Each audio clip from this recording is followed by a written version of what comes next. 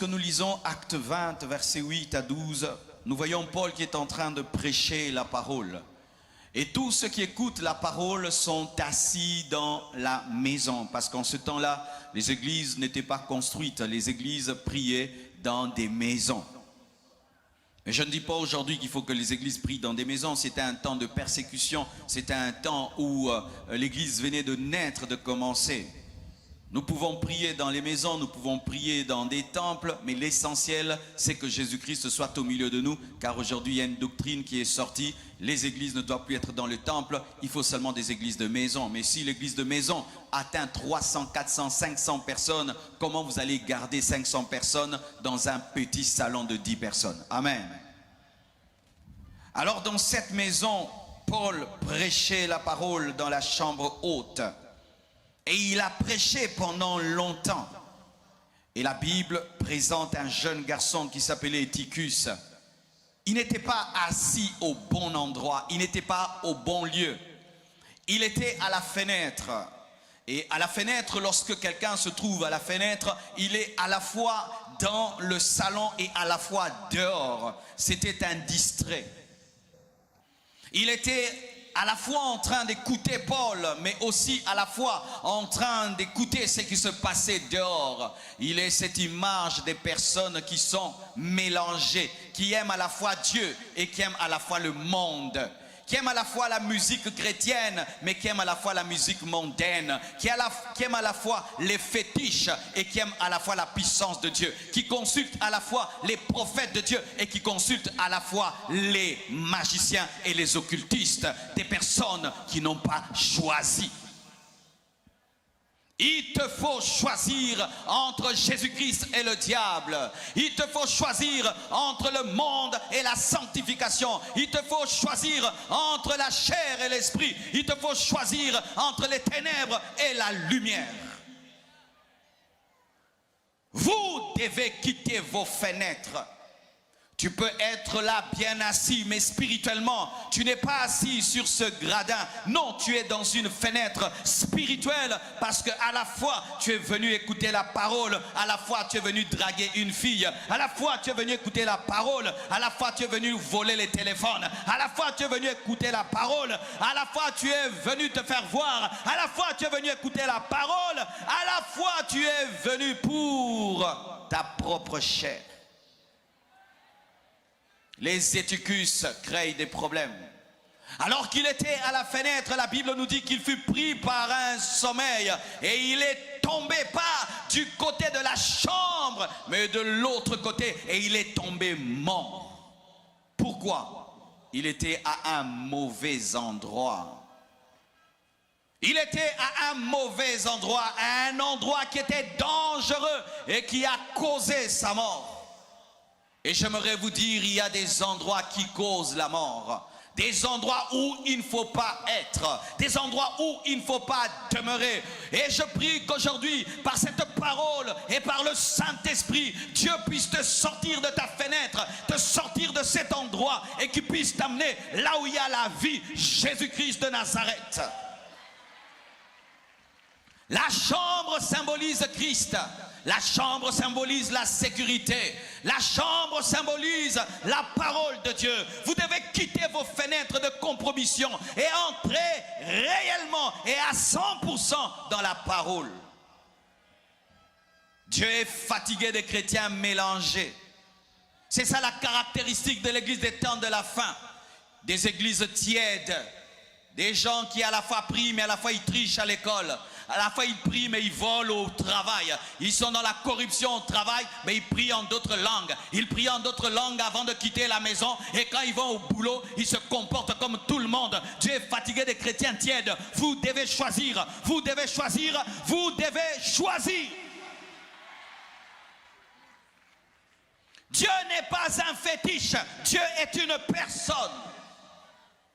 Ton fétiche, le matin, tu le secoues un peu et puis tu l'oublies dans ta chambre et tu fais tout ce que tu veux. Mais Jésus n'est pas un fétiche. Tu dois entretenir une relation profonde avec lui et tu dois te consacrer à lui à 100%. À 100%. Pas que tu abandonnes certains péchés et tu gardes d'autres péchés. Il avait un pied dans la chambre, un autre pied, il était dans la rue. Tu avais 10 péchés, tu abandonnes 5 péchés et tu gardes 5 péchés. Mais tu te dis chrétien et tu dis que tu seras enlevé, tu iras au ciel. Tu as arrêté de fumer, mais tu n'as pas arrêté de t'enivrer. Tu avais 10 copines, tu as abandonné 5, tu as gardé 5. Eutychus. Heureusement que Paul était un homme ouin. La Bible nous dit qu'il est descendu et il a prié pour lui et il a ressuscité. Et aujourd'hui, la puissance de la résurrection va opérer pour ressusciter les Eutychus. Je dis, la puissance de la résurrection va opérer pour ressusciter les Eutychus. Et ici, il y a plus que Paul. Il y a Jésus-Christ de Nazareth, le roi des rois, le Seigneur des seigneurs, le chemin, la vérité, la vie. La résurrection est ici. Quels sont les lieux à éviter? Voici le premier lieu. La maison de débauche. Proverbe 7, verset 25 à 27 nous dit que ton cœur ne se détourne pas vers les voies d'une telle femme. Il s'agit de la femme prostituée. Ne t'égare pas dans ses sentiers, car elle a fait tomber beaucoup de victimes et ils sont nombreux. Tout ce qu'elle a tué, tout ce qu'elle a tué. Mais la femme prostituée n'a pas de couteau. Tout ce qu'elle a tué, mais la femme prostituée n'empoisonne pas. Tout ce qu'elle a tué, mais la femme prostituée donne du plaisir. Comment on dit tout ce qu'elle a tué? Parce que derrière le plaisir qu'elle donne la mort. Sa maison, c'est le chemin du séjour des morts. Sa maison, c'est le chemin du séjour de mort. Alors que tu penses que c'est un lit, tu penses que c'est une chambre. Lorsque Dieu voit la maison de la prostituée, il dit que c'est le chemin du séjour de mort. Il descend vers les demeures de la mort. Le Seigneur m'a dit de parler à tous ceux qui fréquentent les maisons de prostitution. Le Seigneur m'a dit de parler à toutes les prostituées qui sont en ce lieu. Le Seigneur m'a dit de parler à tous ceux qui payent de l'argent pour le sexe. Le Seigneur m'a dit de parler à tous ceux qui vivent dans le plaisir. Sachez que c'est la maison de la mort. C'est la maison de la mort. Jésus-Christ a rencontré une prostituée et n'a pas laissé cette femme dans la prostitution. Cette femme a arrêté la prostitution et elle est devenue l'une des grandes disciples de Jésus-Christ. Et je prie que cela t'arrive ce soir, que tu puisses abandonner tes clients et que tu puisses devenir disciple de Jésus-Christ et que tu prêches à tes clients Jésus. J'aimerais parler à cet homme marié qui trompe sa femme et qui va vers des prostituées. Tu as épousé une femme, mais tu sors avec des prostituées. Tu vas dans une maison de prostitution. Personne ne te voit, personne ne connaît, mais Dieu te voit. La maison de la prostituée mène au séjour de mort. C'est la porte qui mène au séjour de mort. C'est le couloir de l'enfer. Je prie que le Saint-Esprit te convainque et qu'aujourd'hui qu'il te délivre de ce vice, qu'il te délivre de cette addiction. Et vous aussi qui me suivez sur Internet et qui vivez dans la prostitution, répentez-vous. Aujourd'hui, le monde a légalisé la prostitution. La prostitution est devenue un travail. Les prostituées ont même des cartes de travail. C'est quel travail? Elles vendent quelles marchandises? Des prostituées avec des cartes, des gouvernements qui donnent l'autorisation aux prostituées, reconnues comme des travailleuses. Quelle aberration et quelle malédiction. Mais certaines ne sont pas des prostituées qui se tiennent sur les rues et qui ont des maisons de prostitution. Ce sont des prostituées amatrices. Elle ne le fait pas tout le temps, mais elle le fait des fois pour manger, des fois pour avoir un travail, des fois pour avoir un vêtement. Tu donnes ton corps pour qu'on te donne de l'argent. Tu livres ton corps pour qu'on t'achète des vêtements. Tu livres ton corps pour avoir un travail. Tu livres ton corps pour avoir un visa. Tu livres ton corps pour avoir une promotion. Tu es une prostituée. Tu livres ton corps à un homme pour qu'il puisse t'épouser. Tu lui offres ton corps pour qu'il t'épouse, alors que Dieu ne permet pas les relations intimes avant le mariage. Je veux prêcher le vieux message. Dieu ne permet pas les relations intimes avant le mariage. Je dis encore, Dieu ne permet pas les relations sexuelles avant le mariage. On n'essaye pas d'avoir des relations sexuelles pour savoir si ça va marcher, parce que la femme n'est pas une voiture 4x4 que tu dois tester avant de l'acheter, car on n'achète pas la femme. La femme n'est pas une voiture que tu dois rôder.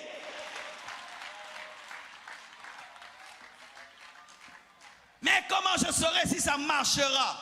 Si tu as Dieu, Dieu verra ce que ça marche. Donnez-moi l'amen. Que Dieu délivre tous les impudiques qui sont en ce lieu. Quiconque ici a des relations intimes avant le mariage est un impudique. Quiconque ici a des relations intimes avant le mariage est impudique. Et la Bible dit que les impudiques n'hériteront point le royaume de cieux. Les impudiques finiront en enfer. Mais Jésus est capable de te libérer de l'impudicité. Il est capable de te libérer de cette vie de prostitution. Si tu te répands, si tu ouvres ton cœur, il est capable de te déraciner de ce vice. Et tu deviens un homme chaste, tu deviens une femme pure. Tout cet argent que tu dépenses dans l'impudicité, tes enfants sont en train de mourir de faim, mais tu es en train de donner cet argent à une autre femme que tu n'as pas épousée. Là-bas tu as acheté des chaises, là-bas tu as acheté des meubles, là-bas tu as acheté une télévision et ta propre femme est en train de souffrir. Quelle malédiction! Quelle malédiction! Et toi, ma sœur, qui sors avec cet homme marié, qui est en train de détruire le foyer d'un autre, d'une autre fille, d'une autre femme, Dieu te punira et Dieu te jugera. Répands-toi aujourd'hui et libère le mari d'autrui. Libère cet homme, ce n'est pas ton mari. Ta maison est maudite. Lorsque la Bible parle de ta maison, il appelle ta maison séjour de mort. Et vous priez dans les églises. Certaines même, vous êtes des protocolaires, des choristes dans les églises, mais qui sortent avec les maris d'autrui. Oui, je sais ce que je dis. Servant Dieu à l'église et sortant avec des maris d'autrui. Servant Dieu à l'église et sortant avec des prostituées. Et vous osez monter à la chair et prêcher l'évangile. Un serviteur de Dieu qui vit dans l'impudicité ne doit pas prêcher. Il ne doit pas prêcher. Il doit être suspendu jusqu'à ce qu'il va arrêter. Quelqu'un qui vit dans l'impudicité ne peut pas prêcher la parole. Qu'est-ce que tu vas me dire? Qu'est-ce que tu vas m'enseigner?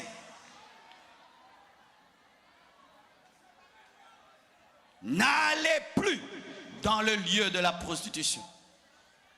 Ne changez plus vos maisons en lieu de prostitution. Ne changez plus vos chambres en lieu de prostitution, car Dieu appelle cela le couloir du séjour des morts. Beaucoup d'impudiques veulent arrêter l'impudicité en prenant des décisions. Quand j'étais païen, j'ai fait cela. Je disais j'arrête, et pendant un mois, j'arrivais à arrêter. J'oubliais les filles et j'étais à la maison. Mais un mois après, je reprenais à zéro. Pourquoi? C'était ma nature. Un impudique ne peut changer par une décision. Une décision n'est pas suffisante pour te changer. Il faudrait un miracle. Le miracle de la nouvelle naissance. Que tu ne peux recevoir que si tu reçois Jésus-Christ de Nazareth. Tout d'un coup, tu te rendras compte que tu as la haine et l'horreur de l'impudicité. Hier, tu ne savais pas dire non et aujourd'hui, tu as la force de dire non. Et tu es capable jusqu'à l'âge de 30 ans de ne pas toucher une femme, de ne pas toucher un homme, jusqu'à ce que le pasteur puisse vous bénir. Je déclare que cela va t'arriver si ce soir tu crois et tu reçois la sémence de la parole, ce miracle t'arrivera. Oh, merci Seigneur. La deuxième maison qu'il faut éviter, c'est la maison de l'alcool. Éphésiens 5, verset 18, la Bible dit, « Ne vous enivrez pas de vin, c'est de la débauche. Soyez au contraire remplis de l'esprit. » Aujourd'hui, dans ce monde si moderne, on fait la publicité de l'alcool comme si c'était du lait, comme si c'était du thé, alors que l'alcool détruit. Les gouvernements le savent. Les médecins le savent. Même celui qui vend l'alcool sait que l'alcool détruit. Mais nous avons des panneaux qui présentent le whisky, qui présentent de l'alcool. Et il faut voir les belles bouteilles, des bouteilles qui brillent. Lorsque tu vas dans un supermarché, tout est normal, mais quand tu vas vers le coin où il y a de l'alcool, on met des lumières dessus. C'est tellement beau et classe, comme si l'alcool n'est pas l'alcool, alors que c'est la mort cachée dans une bouteille. Et lorsqu'un jour tu oses prendre une bouteille, c'est sucré et ça te donne des effets pendant un temps. Tu oublies tes problèmes, certains deviennent courageux et d'autres attrapent le sommeil et d'autres tout d'un coup sont débarrassés du stress. Mais sache que ce n'est qu'une solution de quelque temps. Après cela, tes problèmes reviennent 1000 fois pire qu'avant. Et tu dois encore acheter une autre bouteille et une autre bouteille. Hier tu dépensais 10 $, maintenant c'est 20, maintenant c'est 100, maintenant c'est tout ton salaire qui finit là-bas et tu tombes dans la pauvreté. Combien de familles sont détruites par l'alcool? Combien de couples meurent à cause de l'alcool? Combien d'enfants se retrouvent sur la rue parce que leurs parents sont alcooliques? Et le monde actuel appelle ça maladie. Non, c'est un démon. L'ivrognerie est un démon. Et ce soir, ce démon va te quitter. Et tu vas devenir un bon père, une bonne mère, au nom de Jésus-Christ de Nazareth. Que les gens enseignent ce qu'ils veulent. Le chrétien peut prendre l'alcool et tout. La Bible dit, ne vous enivrez pas de vin, c'est de la débauche. Combien d'hommes aujourd'hui ont connu des accidents à cause de l'alcool? Combien de gens meurent aujourd'hui à cause de l'alcool, attrapent le cancer à cause de l'alcool, perdent même leur contrôle à cause de l'alcool, deviennent des impudiques à cause de l'alcool, rencontrent des mauvaises personnes dans les bars et dans les boîtes de nuit à cause de l'alcool. L'alcool ne vient jamais seul, il vient toujours avec la pauvreté. L'alcool ne vient jamais seul. L'alcool vient toujours avec la prostitution, l'impudicité. L'alcool ne vient jamais seul. L'alcool vient toujours avec un manque de sagesse. Aujourd'hui, ce sera le dernier jour où tu iras dans un bar. Car aujourd'hui, Jésus va te changer. Jésus-Christ va te transformer.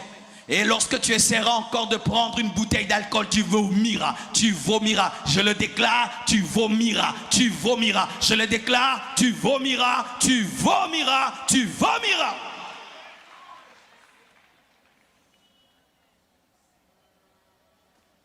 Ne vous enivrez pas de vin, c'est de la débauche, mais au contraire, soyez remplis du Saint-Esprit. Toute cette paix et cette joie que tu recherches dans le vin, que tu recherches dans l'alcool, est disponible dans le Saint-Esprit. Lorsqu'un homme est rempli du Saint-Esprit, il est rempli de paix, il est rempli de joie.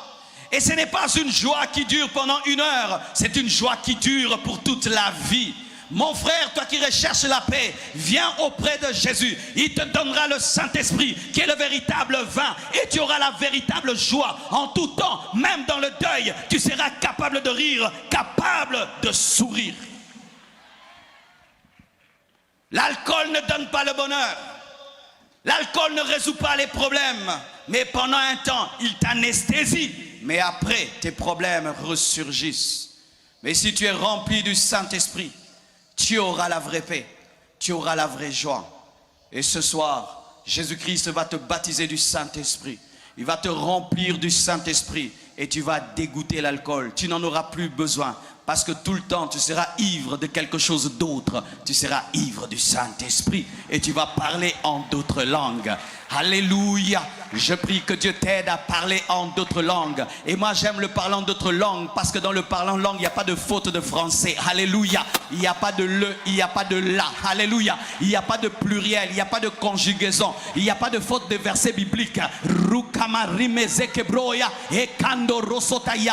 Je n'ai pas commis de faute d'orthographe ni de faute de grammaire. J'ai parlé parfaitement et je prie en esprit. Donne-moi l'amen. Et lorsque quelqu'un est rempli d'alcool, tu vois la démarche change. Et lorsque tu es aussi rempli du Saint-Esprit, la démarche change. Tu commences à marcher dans la sainteté, tu marches dans la pureté, tu marches dans l'humilité, tu marches dans la bonté, tu marches dans la joie, tu marches dans la paix, tu marches dans la foi. Ta démarche changera. Donne-moi un amen.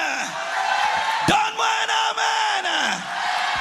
L'alcool te fait vieillir, mais quand tu es rempli du Saint-Esprit, tu auras 50 ans. On pense que tu as 30 ans. On dit quel est ton âge? Tu dis j'ai 50 ans, mais non, mais on croirait que tu as 30 ans. C'est le Saint-Esprit. Alléluia. Chaque fois avant de monter ici, je bois, je m'enivre du Saint-Esprit. Et quand je monte ici, je n'ai pas peur de dire la vérité. Je n'ai pas de la drogue, je n'ai pas pris du chanvre. Je suis rempli du Saint-Esprit et je suis prêt à tout dire. Si tu crois aujourd'hui, le Saint-Esprit te remplira. Il te donnera une joie qui ne dépend pas de l'argent, qui ne dépend pas de ton rang social, qui ne dépend pas du mariage, qui ne dépend pas de la voiture et des vêtements. Une joie qui dépend de Dieu. Fuyez la maison de l'alcool. Fuyez la maison de la prostituée. Un troisième lieu à éviter, la maison de Satan. Lorsque nous lisons 1 Samuel 28, versets 6 à 14, et même jusqu'à 20, nous voyons le roi Saoul, rejeté par Dieu, en train d'invoquer Dieu, et Dieu ne lui répond pas. Au lieu qu'il continue dans sa quête et qu'il puisse se repentir de ses péchés, non, il choisit un raccourci. Allez me chercher une femme qui invoque les esprits de mort. Allez me chercher une femme qui invoque les esprits de mort. Qui dit ça? Saoul. Saoul qui a fait tuer toutes les femmes qui invoquaient les esprits de mort. Lui-même va chercher une femme qui invoque ces mêmes esprits. Il se déguise pour qu'on ne sache pas que c'est lui. Et il va vers cette femme, il entre dans la maison de Satan. Il entre dans la maison d'une femme remplie des démons.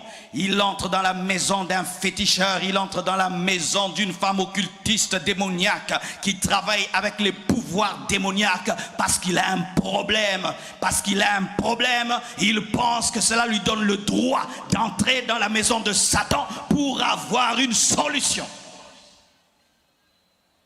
Et lorsqu'il entre dans cette maison déguisé, parce qu'il ne voulait pas que cette femme sache que c'est lui, parce que lui-même avait dit de tuer ce genre de femme. Et cette femme lui dit, que veux-tu? Et il dit, fais-moi remonter Samuel.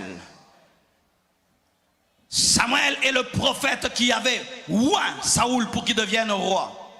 Et ce prophète avait connu un temps de maladie et puis avait fini par mourir. Et Saoul n'avait pas d'intimité personnelle avec Dieu et était dépendant de Samuel.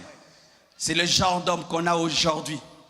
Des gens qui n'écoutent pas Dieu par eux-mêmes, il faut toujours un prophète.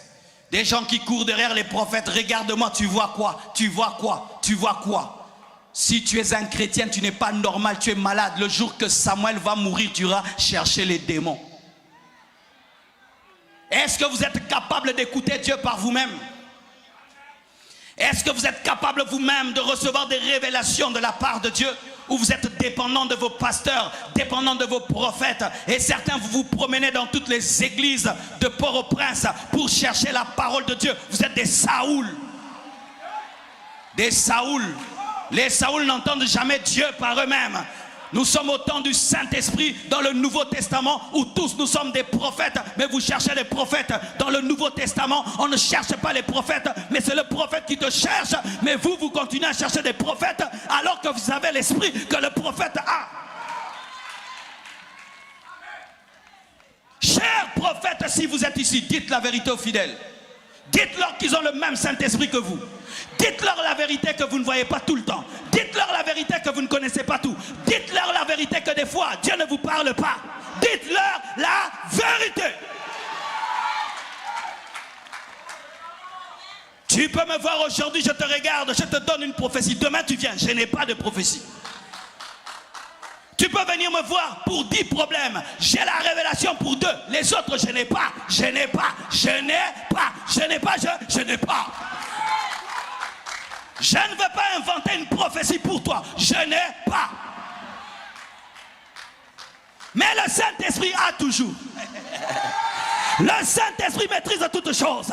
Le Saint-Esprit parle en tout moment. Et il est en toi. Lorsque tu deviens chrétien, tu as l'esprit de prophétie. Et on ne donne pas l'argent pour recevoir une prophétie. On n'achète pas la prophétie. Tu vas dans un endroit, on te dit de donner l'offrande pour recevoir une prophétie. Fuis, quitte cette église. Quitte cette église. Ce n'est pas l'église de Dieu. C'est l'église du diable. C'est l'église de maman. C'est la cupidité. C'est la cupidité. La Bible dit, vous avez reçu gratuitement, donnez gratuitement.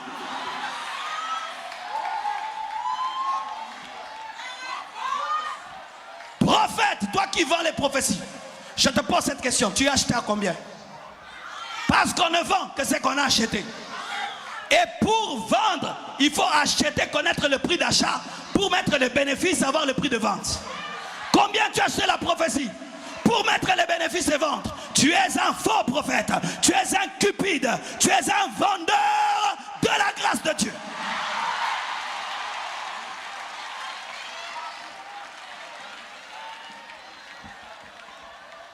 C'est dommage.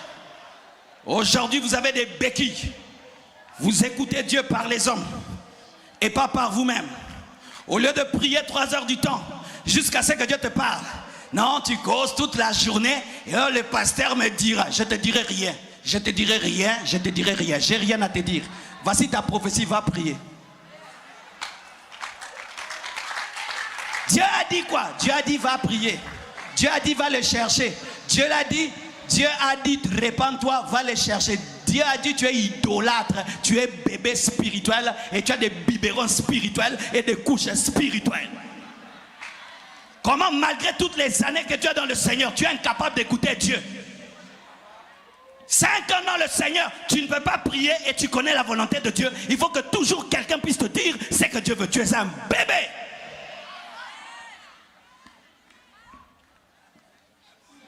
Saoul était roi, mais un bébé sur le trône. Un bébé, mais sur le trône. Bébé, mais sur le trône.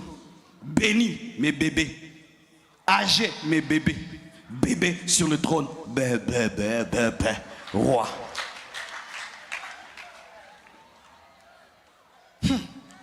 Comment un tel homme peut aller chercher une femme qui invoque les démons?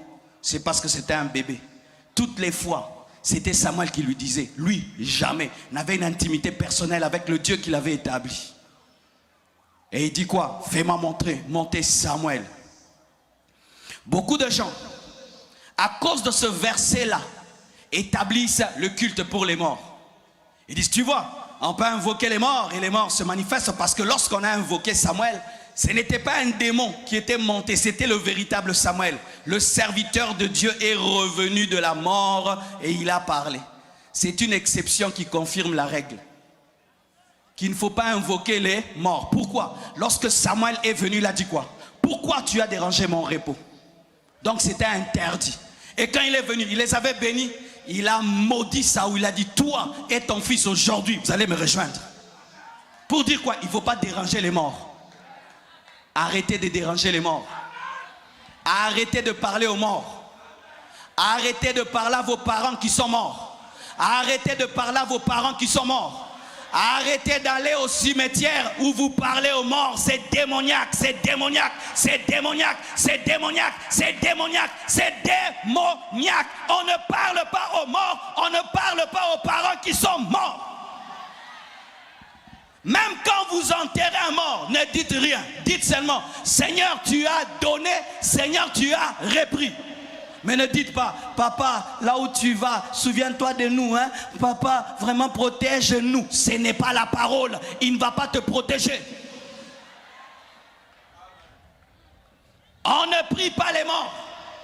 On ne prie pas même un mort qui était saint, qui craignait Dieu. On ne prie pas Paul. On ne prie pas Marie. On ne prie pas Jean. On ne prie pas les morts. Tout mort, tout mort, tout mort. On ne prie pas tout mort. Nous prions Jésus parce qu'il est mort et il est ressuscité. S'il n'était pas ressuscité, on n'allait pas prier Jésus. On ne prie pas les morts. On ne prie pas les morts. Si Jésus était toujours dans le tombeau, je n'allais pas le prier. Mais je prie parce que le premier jour est passé, le deuxième jour est passé, le troisième jour, il est sorti vivant du tombeau. Et il se tient à la droite de Dieu le Père. Et il intercède pour moi. Alléluia. Ne parlez pas à vos parents. Même si des fois tu rêves de ton père, car l'Esprit de Dieu me dit cela. Il y a certains, vous rêvez de vos parents qui sont morts. Vous rêvez de vos mères qui sont mortes. Et vous avez développé une doctrine. Papa me protège, papa veille sur moi. Certains même, vous allez devant leur tombeau, vous plantez des fleurs et puis vous pleurez. Vous pleurez. D'autres vous amenez même la nourriture. La nourriture. La nourriture au cimetière. La nourriture pour manger avec qui? Oh, c'est notre culture. Oui, une mauvaise culture. Une mauvaise culture. Une culture démoniaque, satanique. Jetez ces cultures. Jetez ça. Jetez ces cultures-là.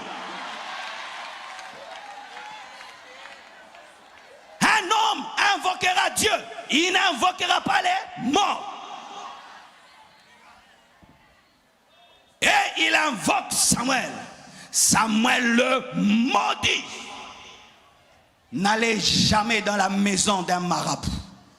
N'allez jamais dans la maison d'un prêtre vaudou.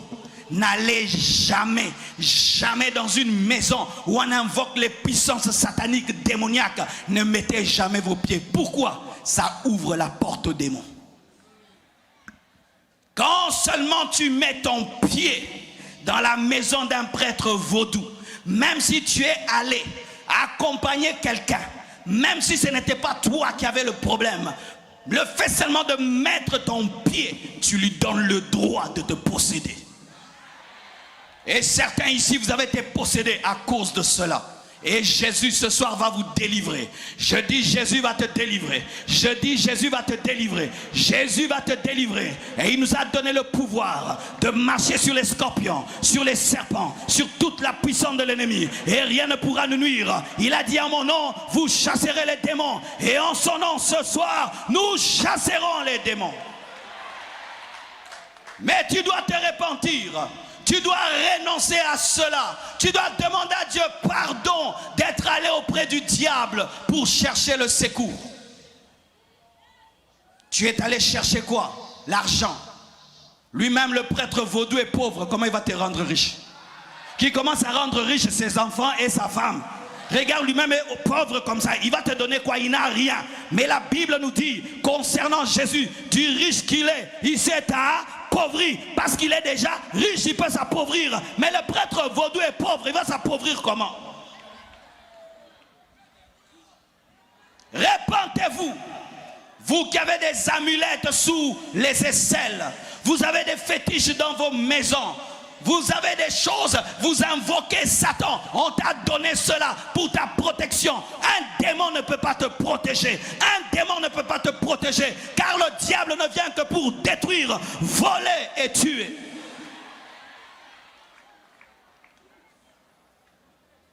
Les enchanteurs n'hériteront pas le royaume des cieux. Tous ceux qui pratiquent la magie n'hériteront pas le royaume des cieux.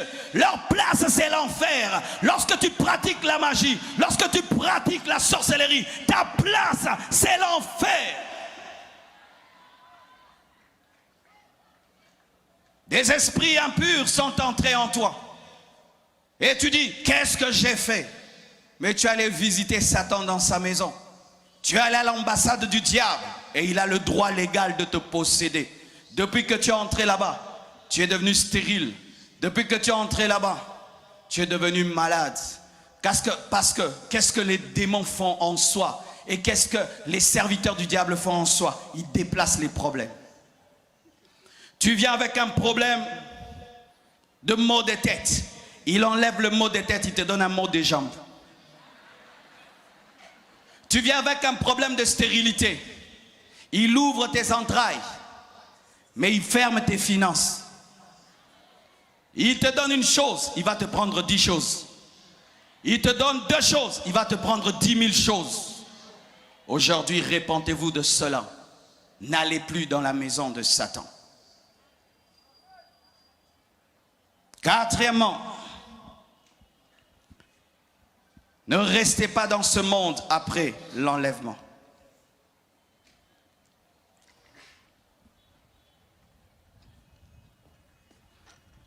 J'aimerais élever un peu mon message, parce que je suis conscient qu'ici, il y a aussi des chrétiens. J'aimerais vous parler d'une chose que le monde ne veut plus entendre et que l'Église ne veut même plus prêcher. L'enlèvement. Nous sommes en train d'attendre un événement, mes frères et sœurs. Il fut un temps dans ce monde, les gens n'y croyaient pas. Mais aujourd'hui, si vous allez sur Internet, vous allez vous rendre compte que même les musulmans, même certains païens commencent à parler de la fin du monde. Ils commencent à parler de la venue de l'Antichrist. Pourquoi? Ils sont en train de se rendre compte d'une chose. La prophétie de la Bible est en train de s'accomplir. Apocalypse 13 nous parle de la marque de la bête. Apocalypse 13 nous parle de la marque 666. La Bible nous dit qu'après l'enlèvement, voici une chose qui va arriver sur la terre. La tribulation. Lorsque tous les enfants de Dieu seront enlevés, quand Jésus-Christ paraîtra dans les airs, la Bible nous dit, lorsqu'il paraîtra dans les airs, au son de la trompette de Dieu, à la voix de l'archange, les morts en Christ ressusciteront premièrement et les vivants seront changés et nous irons dans le ciel avec Jésus. Mais sur la terre, ceux qui resteront sur la terre, vous souffrirez parce que moi je ne serai pas là. Vous souffrirez. Sachez que si aujourd'hui les puissants des ténèbres n'opèrent pas avec toute la facilité, c'est parce que l'Église, qui est le sel de la terre, la lumière du monde, est en train de freiner l'apparition de la bête, l'apparition de l'Antichrist. L'Antichrist sera un homme politique. Ce sera le chef de toutes les nations de la terre.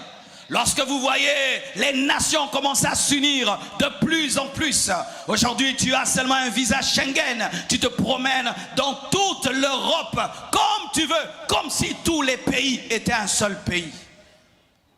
Le monde est en train de se préparer à avoir un seul président, à avoir un seul chef. Vous voyez, pendant que je suis ici, cette prédication que je donne ici à Port-au-Prince est suivie à Kinshasa au même moment. Le monde est devenu un seul village. Si quelqu'un veut savoir ce qui se passe ici, il va directement sur Internet. Il va voir ce qui se passe ici maintenant. Et la Bible nous dit que personne ne pourra vendre ni acheter sans avoir la marque de la bête. Comment est-il possible d'avoir un tel contrôle mondial pour empêcher d'acheter et de vendre si tu n'as pas une marque? Cela était impossible au temps de Paul, au temps de Jean. Mais en notre temps, cela peut se faire, d'empêcher à quelqu'un d'acheter et de vendre sans avoir une marque. Dernièrement, j'étais à l'aéroport et je devais payer un billet. Je prends de l'argent, je donne, on refuse. On dit non, pas l'argent. Je dis comment? Non, pas l'argent, il faut seulement la carte. Je prends une carte du Congo, je donne, elle ne passe pas. On me dit non, il faut que tu aies une autre carte. Je donne l'argent, ils ne veulent pas de l'argent, ils veulent une carte. Sans cette carte, je ne pouvais pas entrer dans l'avion. Sans cette carte, je ne pouvais pas entrer dans l'hôtel. Mais cela va évoluer encore plus. Les gens auront la marque, une puce dans la main droite ou sur le front. Et aujourd'hui, déjà, cela est en train de se préparer. Vous avez entendu de ce qui s'est passé aux États-Unis, où il y a des gens qui veulent implanter la puce RFID dans les mains des gens et sur le front. Et quand tu viens, on te reconnaît. Dedans, il y a ton passeport. Dedans, il y a ton compte en banque. Dedans, il y a ta carte de santé. Il y a tout dedans. Ce développement technologique, fibre optique, 5G, 4G, 6G, bientôt la 6G va venir. Ce n'est pas pour nous. Ce n'est pas pour qu'on prêche l'évangile, non. Ils sont en train de créer tout cela pour un contrôle mondial. Les hommes, autant de gens pouvaient douter de ce que Jean disait. Mais nous, non. Nous, on ne peut pas douter de cela. Nous avons cela au devant de nous. Que bientôt, très bientôt, l'Antichrist va paraître. Le jour où Jésus reviendra. Et il reviendra comme un voleur dans la nuit, sans prévenir. Quand l'Église sera enlevée, ceux qui se retrouveront sur la terre après l'enlèvement, vous souffrirez. Les démons vont se manifester comme jamais auparavant. L'Antichrist sera le plus grand magicien au monde, l'homme le plus possédé au monde. La Bible nous dit que le dragon lui donnera toute sa puissance. Jusqu'à présent, Satan n'a pas donné toute sa puissance à un seul magicien, mais à l'Antichrist, il donnera toute sa puissance, comme Dieu a donné toute sa puissance à Jésus. Est-ce que vous êtes capable de vivre dans ce monde-là, où tu ne peux pas acheter sans adorer Satan? Tu ne peux pas vendre sans adorer Satan, parce que porter la marque de la bête, c'est adorer le diable. Comment vas-tu vendre? Comment vas-tu acheter? Déjà, il y a trop de tourments dans ce monde. Mais là, pour manger, tu dois être un sataniste. Tu dois être un occultiste. Tu dois devenir fils du diable. Et une fois que tu as la marque de la bête, Dieu ne te pardonnera plus jamais. Tu vas devenir comme un démon, condamné pour l'éternité. Rien que ces petites souffrances de ce temps-ci t'amènent à abandonner Dieu. Penses-tu que tu pourras résister devant la bête, devant l'Antichrist, devant sa technologie, devant son contrôle? Personne ne pourra échapper à son contrôle. Voyez aujourd'hui, tu as un téléphone, il se casse, tu perds tout dedans. Les photos, tu les perds. Tous tes contacts, tu les perds. Mais tu vas seulement sur iCloud, tu tapes ça. Ça entre tout ce que tu avais mis dans l'ancien téléphone et directement mis dans ton nouveau téléphone. Pourquoi? Il contrôle tout. Il sait où tu habites. Il sait où tu es. Par ton téléphone, on sait où tu es. Ils savent que maintenant je suis en Haïti parce que mon téléphone leur dit que je suis ici. Pouvez-vous vivre dans ce monde-là? Mes frères, la solution par rapport à la tribulation qui arrive, c'est l'enlèvement. Je crois en l'enlèvement parce que Jésus a été enlevé. Je crois en l'enlèvement. Élie a été enlevé. Alléluia. Je crois en l'enlèvement. Enoch a été enlevé. Dieu a enlevé ces personnes afin de nous dire qu'il est capable d'enlever tous les hommes parce qu'il est le Tout-Puissant. Il y a des gens qui disent, est-ce que c'est possible? C'est possible. Si la tête de l'église a été enlevée, le corps aussi sera enlevé. Préparez-vous, préparez-vous. Le plus grand avion va venir, Jésus-Christ de Nazareth. Oh, merci Jésus. Si tu es mort dans l'eau, tu sortiras de l'eau. Si un lion t'a mangé, il te vomira. Si même le feu t'a brûlé, tu reprendras vie. Où que tu sois, la puissance de Dieu comme un aimant va t'attirer et nous monterons. Nous aurons le corps comme le corps des anges, capable de vaincre la pesanteur et la gravité. Bien-aimé, ne rate pas cette occasion. Et comment tu peux être enlevé? Tous les jours de ta vie, marche dans la sanctification. Tous les jours dans la sanctification. Tous les jours dans la sanctification. Tous les jours dans la sanctification. Ne dors jamais dans le péché. Ne dors jamais dans la rancune. Ne dors jamais dans la colère. Ne dors jamais dans un péché conscient. Jamais. Tous les jours, garde ta robe blanche. Que c'est dommage aujourd'hui. Les gens se préparent de tout leur cœur pour leur mariage. Il faut voir comment les gens préparent leur mariage. Que c'est dommage aujourd'hui. Les gens se préparent de tout leur cœur pour un voyage. Alors qu'il y a un grand voyage qui nous attend, l'enlèvement. Il y a un grand mariage qui nous attend, les noces de l'agneau. Un mariage qui fera 7 ans. 7 ans de fête, pas 7 heures, 7 ans de fête. Un endroit où il ne faut pas être, sur cette terre après l'enlèvement. Ne sois pas ici. Tu vois là? Ne sois pas là. Si l'église part, ne sois pas là.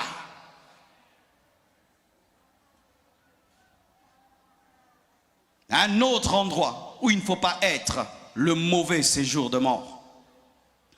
Luc 16, 19 à 31 nous en parle. Il y a des hommes qui pensent que si un homme meurt, il disparaît. Comme si on était des poules, on était des coqs. Il y a des hommes qui pensent que si un homme meurt, il disparaît. Comme une feuille, comme une plante. Mais c'est que ces hommes ne savent pas. C'est que lorsque Dieu a créé la plante, il ne m'a pas dit créons la plante à notre image, à notre ressemblance. C'est que quand Dieu a créé le cochon, il n'a pas dit créons le cochon à notre image, à notre ressemblance. Mais quand il voulait créer l'homme, il a dit créons l'homme à notre image, à notre ressemblance. Éternel comme nous, éternel comme nous. Ce qui fait que même si l'homme meurt, il ne meurt jamais. Pourquoi? Il a été créé à l'image de Dieu et à sa ressemblance. Cela est à la fois une bénédiction, mais aussi une malédiction. Une bénédiction, si après ta mort, tu vas dans le paradis. Mais une malédiction, si après ta mort, tu vas dans le mauvais séjour de mort. Vaut mieux être un coq, mourir et disparaître, qu'être un homme, mourir, aller dans le mauvais séjour de mort. Je répète. Arrêtez de causer, mes frères, suivez la parole. Je vois certains qui sont distraits qui causent. Suivez la parole. Car des fois aussi, le piège dans lequel les gens tombent, lorsqu'ils sont des ouvriers, des intercesseurs, ils pensent qu'on est en train de prêcher aux autres, alors qu'on est en train de vous prêcher vous-même aussi. C'est ça, ils sont là, ils regardent comment les autres tombent, les autres filment, les autres. Faites très attention. Dans les choses de Dieu, on ne devient jamais professionnel. Jamais professionnel. On n'est pas venu ici pour certains, on est venu pour toi. Même si tu es en rouge, tu es en jaune, tu es en vert, tu es en orange. S'il y a une chose que je hais dans l'église, ce sont des personnes qui deviennent des ouvriers dans l'église et qui pensent qu'eux peuvent causer, blaguer pendant qu'on prêche la parole parce qu'eux ont porté des polos jaunes. Cette parole te concerne toi aussi. Alléluia. Et alors, certains pensent que si l'homme meurt, il disparaît. Non, la Bible ne dit pas cela. Lorsque la Bible nous parle de l'homme riche et de Lazare, l'homme riche menait une bonne vie et il est mort. Lazare était pauvre et il est mort. Lorsque Lazare meurt, il va dans le bon séjour de mort qu'on appelle le sein d'Abraham ou le paradis. Mais l'homme riche meurt et il va dans le mauvais séjour de mort. L'homme riche n'est pas allé dans le mauvais séjour de mort parce qu'il était riche. Dieu n'est pas contre la richesse. La richesse est très bonne parce qu'elle te permet d'aider les gens et de servir Dieu. Son problème, c'est que sa richesse l'avait empêché de servir Dieu. Sa richesse l'avait empêché de croire en Dieu. Et j'aimerais parler à tous les riches qui sont ici. Mon frère, ma soeur, si le peu de billets que Dieu te donne sur cette terre te ferme les yeux, te remplit d'orgueil et de suffisance, de sorte que tu ne peux pas croire en Dieu, tu es l'homme le plus maudit de la terre. Car au lieu que ta richesse te pousse à adorer Dieu, à servir Dieu, ça te remplit d'orgueil et ça te ferme à Dieu. Pourquoi alors Dieu t'a donné tout cela? Pour que tu sois ingrat. Et cet homme, son confort, sa richesse, sa satisfaction dans le monde présent l'a empêché de voir qu'il y avait l'éternité. C'est ce qui arrive souvent aux hommes. S'il a une belle maison, il a une belle voiture, il a un compte en banque, il s'habille bien, il pense que c'est le paradis. Ils pensent que Port-au-Prince, c'est le paradis.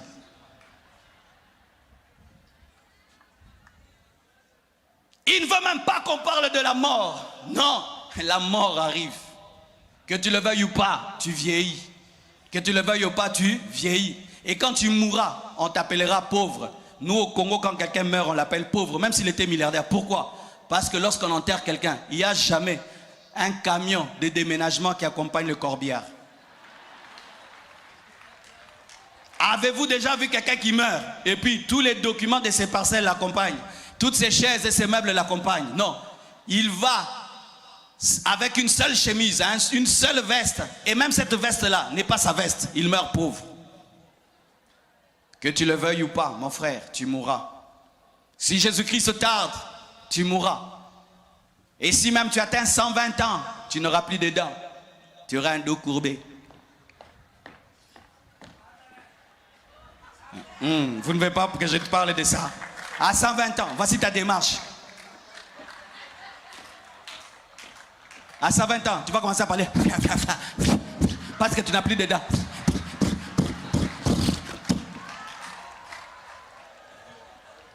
Et puis tu vas commencer à demander la mort. Oh Dieu, prends-moi, prends-moi, prends-moi, prends-moi. J'avais une grand-mère comme ça. Elle se cassait, si elle se réveille mal, elle se casse la jambe, elle se casse les bras, elle ne voyait plus. Elle demandait la mort ne venait pas. Elle était fatiguée de la terre, elle avait 90 ou 95 ans. Elle était fatiguée de demander la mort. Si tu meurs, tu iras où?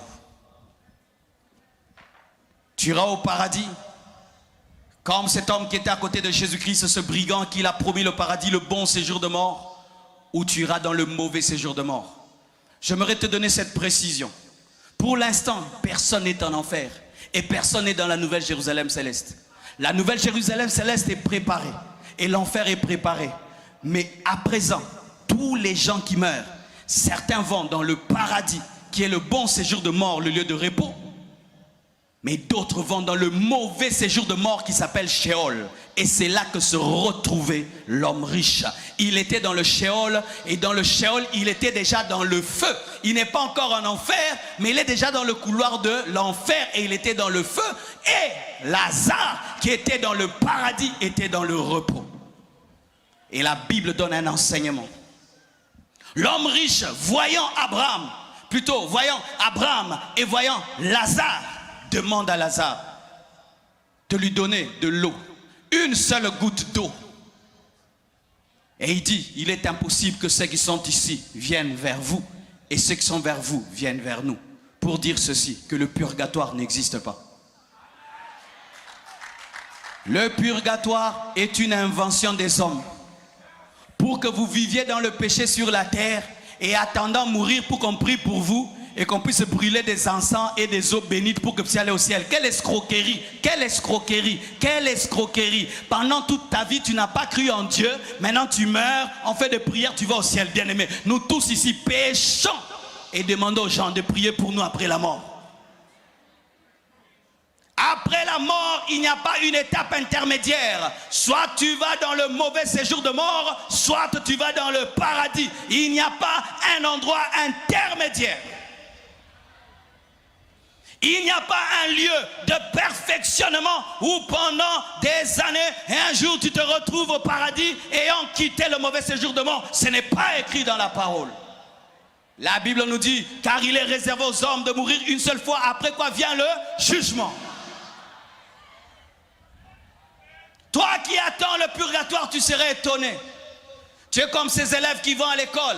Ils pensent que le professeur va donner 2 interros, mais le professeur ne donne qu'une seule interro. Et il n'y a pas de repêchage.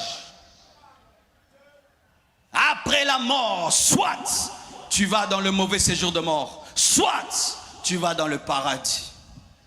Ne te retrouve pas dans les mauvais séjours de mort.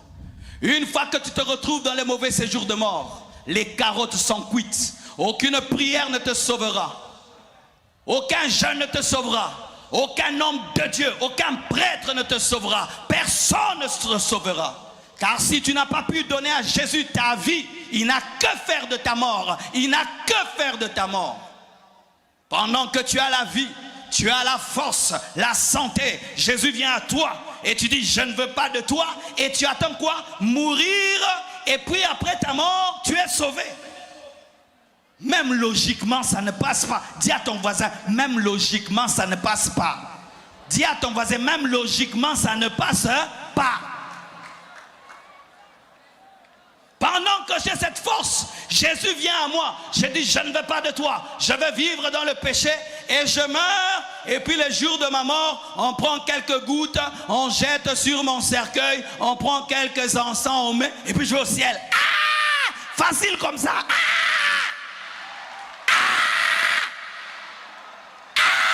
Vous croyez de telles choses? Vous croyez de telles choses? Que l'eau peut t'amener au ciel, l'encens peut t'amener au ciel. Toi tu crois ça?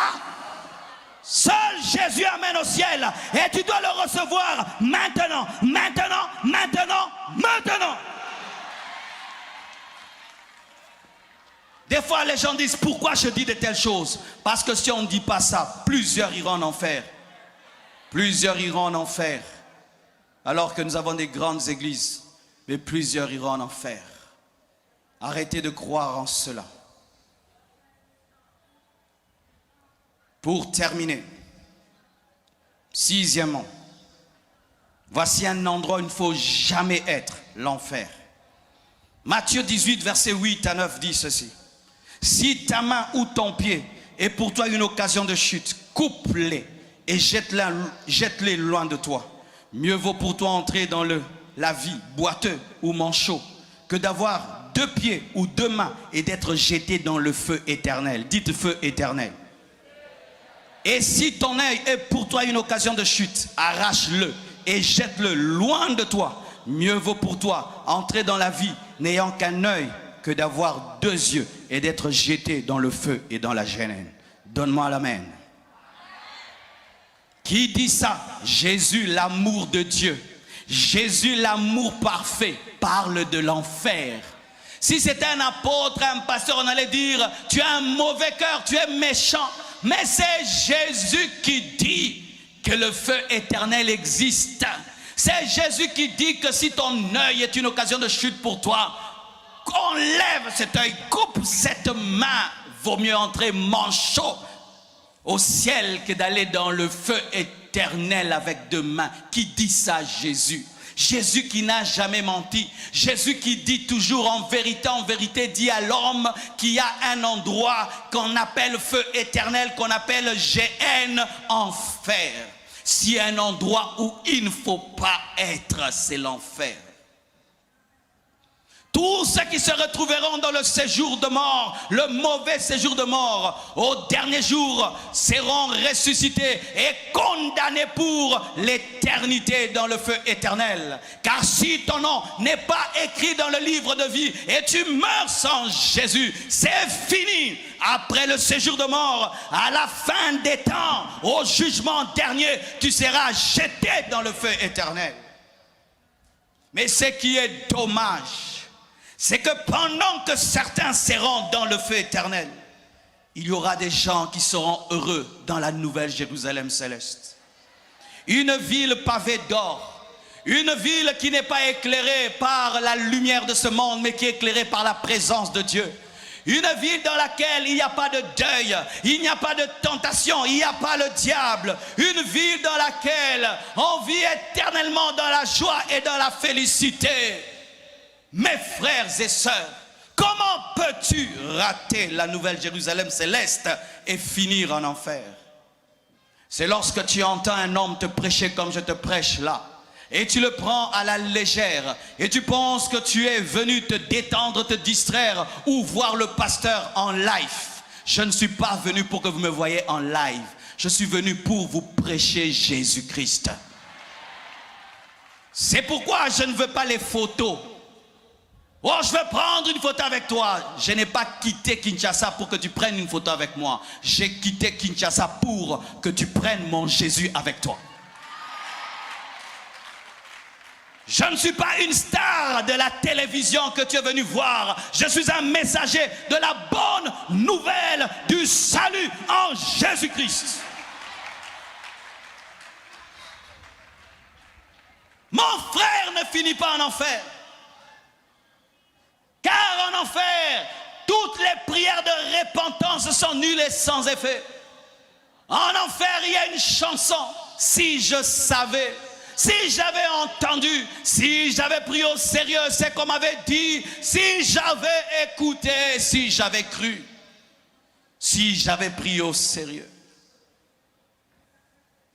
Un homme qui n'est jamais venu à l'église et qui finit en enfer n'est pas aussi condamnable qu'un homme comme toi qui écoute la parole sur Internet, qui écoute la parole à l'église, qui a même des responsabilités à l'église, mais tu as une vie d'hypocrisie.